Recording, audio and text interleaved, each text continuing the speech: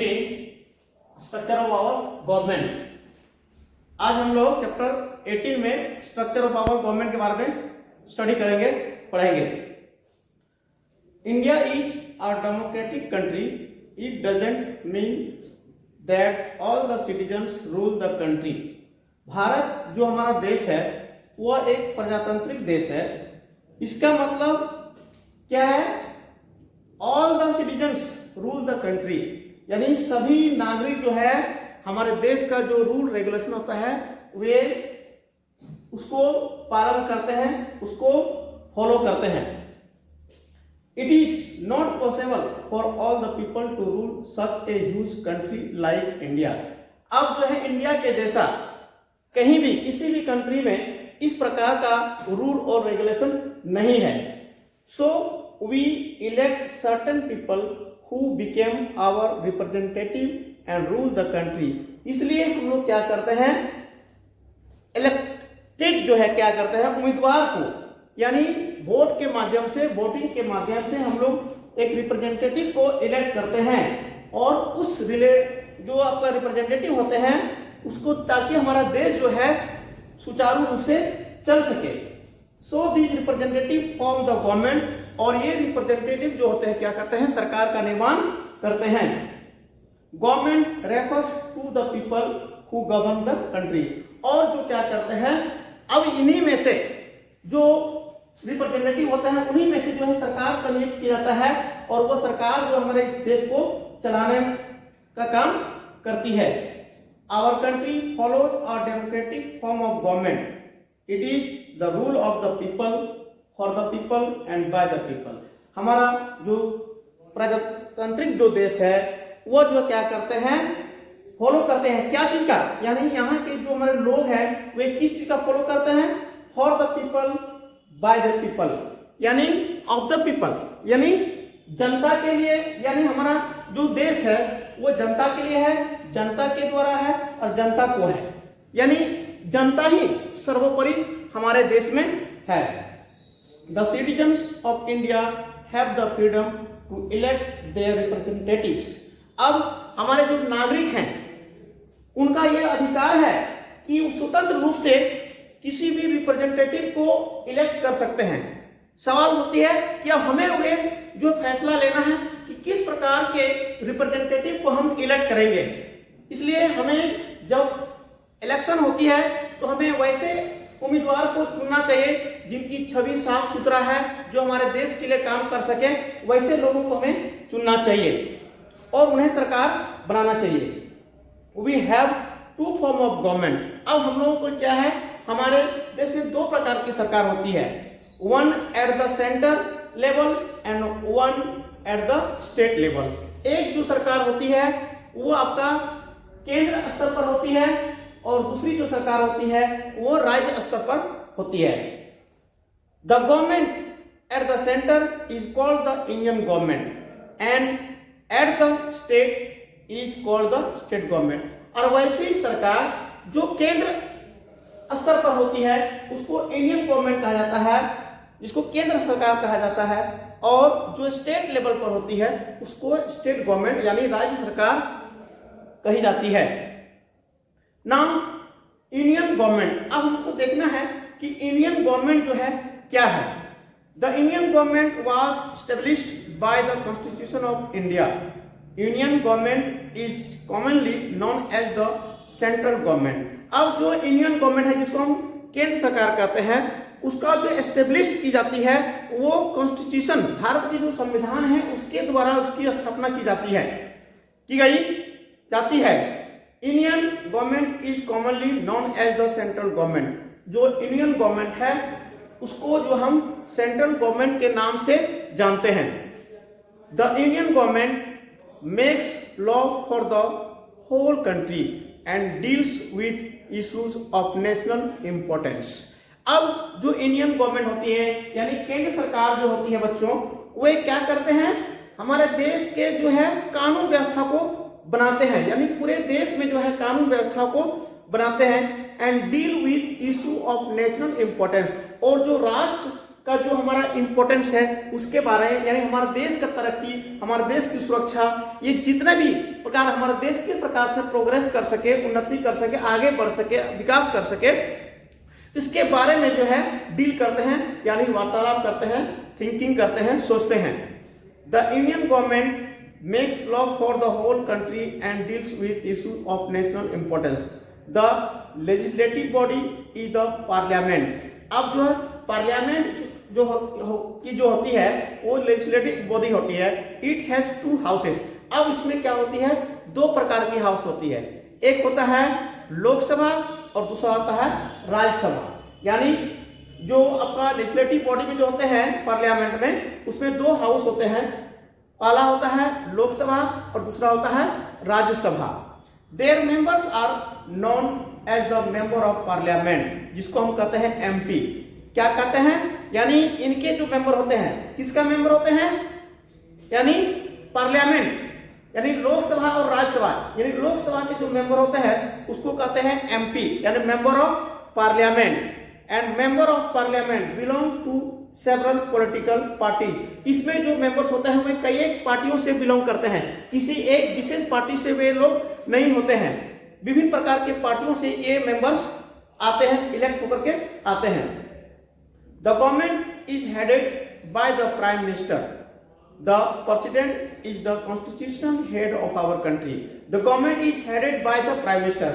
अब जो सरकार जो होती है वो प्राइम मिनिस्टर इसकी मुख्य भूमिका का काम करती है, और प्रेसिडेंट जो होता है इस कंट्री का, इस कॉन्स्टिट्यूशनल का जो है, यानी संविधान का जो हमारे देश में है, उसका जो है मुख्य व्यक्ति होते हैं। State government. अब हमको देखना है कि स्टेट गवर्नमेंट क्या है। The state government also function same as the central government. जिस प्रकार से सेंट्रल गवर्नमेंट का फंक्शन था, अब हम लोग जो है उसी प्रकार का जो है स्टेट गवर्नमेंट में भी फंक्शन है। Each state has its own legislative assembly. The members of the state legislative assembly are elected by the people of the state. जिस प्रकार से हमने कहा कि उसमें भी एक जो है आपका पार्लियामेंट हाउस होते हैं, उसका भी मेंबर होते हैं, एमपी इसको कहते हैं। इसी प्रकार से राज्यसभा में भी जो क्या होते हैं, आपका प्रत्येक स्टेट से जो है आपका मेंबर्स चुने जाते हैं, इलेक्ट होते हैं, और वे जो है आपका ये मेंबर राज्यसभा के पर जो है काम करती है। It has 2 houses. इसमें भी 2 प्रकार के हाउस होते हैं।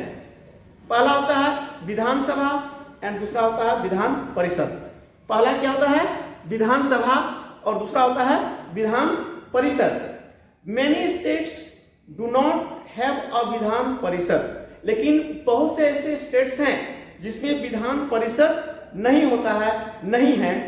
The number of MLAs and MLCs also differ from the two state. अब ये जो MLA और MLCs ये दोनों में जो है स्टेट पर डिफर होता है, दोनों में अंतर है। क्या अंतर है, अब हमें देखना है। द नंबर ऑफ MLA और MLCs in the formation proportion to the population of the state. In our country, Uttar Pradesh has the largest assembly because it has the highest population. अब इसमें MLAs और MLCs जो होता है ये देखा जाता है पॉपुलेशन के अनुसार से। जिस स्टेट का पॉपुलेशन ज्यादा होता है वहां पर जो है क्या होता है आपका MLAs और MLC जो होते हैं पॉपुलेशन के अनुसार से होता है। In our country Uttar Pradesh has the largest assembly. अब जो है हमारे जो देखा जाता है कि जनसंख्या की दृष्टि से उत्तर प्रदेश में सबसे ज्यादा पॉपुलेशन है, और इसलिए जो है वहां पर जो है एक असेंबली है, सबसे लार्जेस्ट असेंबली बना हुआ है, because it has the highest population, क्योंकि यहाँ पर जो है सबसे ज्यादा जनसंख्या वाला राज्य है। Every state has a governor who is appointed by the President of India। अब यह देखा जाता है कि प्रत्येक स्टेट में एक गवर्नर होता है, राज्यपाल होता है, और राज्यपाल की जो नियुक्ति होती है वे प्रेसिडेंट के द्वारा इसकी नियुक्ति की जाती है। यानी प्रत्येक स्टेट में जो गवर्नर होते हैं उस गवर्नर की जो नियुक्ति होती है उसकी नियुक्ति जो है प्रेसिडेंट के द्वारा की जाती है। The party having a majority of members और several parties together elect their leader. अब जो है ये पार्टी जो होते हैं उसमें जिस पार्टी का मेजॉरिटी ज्यादा होती है उसी पार्टी की जो है वो सरकार उस स्टेट में बनती है, यानी जिसकी ज्यादा बहुमत होती है जिस पार्टी की उस पार्टी की जो सरकार बनती है। The chief minister and the members of his council of minister run the government of state. और जो मुख्यमंत्री और उनके जितने भी इलेक्ट किए गए जो मंत्री होते हैं सभी के सहयोग से जो है राज्य सरकार को चलाई जाती है, यानी राज्य को चलाया जाता है। सभी मेंबर का अपना अपना उसमें भागीदारी होता है, सभी का अपना अपना काम होता है और वे अपने कार्य क्षेत्र में अपना योगदान देते हैं और अग्रसर अपना राज्य को आगे बढ़ाने के लिए सुचारू रूप से काम करते हैं। Now judiciary. The judiciary is the branch of government that deals with interruption of a nation's law, resolution of legal conflict and judgement for the violence of the law. Judiciary जो होते हैं, अब हम देखते हैं कि हमारे यहाँ न्यायालय कहा गया नियम जो कानून बना हुआ है इसके लिए कोर्ट कचहरी है।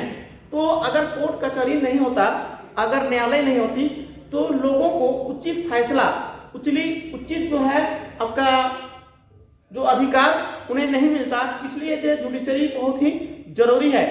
अब जो है देखना है उसमें लॉ और जजमेंट उसकी फैसला सही फैसला जो है जुडिशरी के द्वारा ही दी जाती है।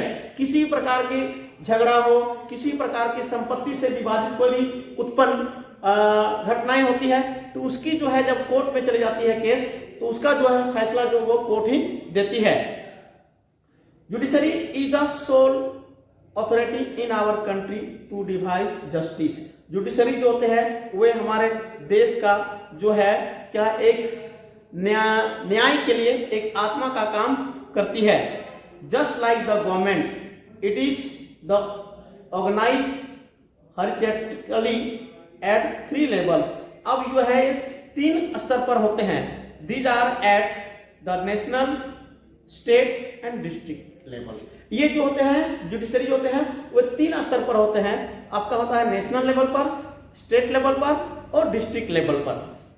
Now the supreme court is the highest court of justice in India.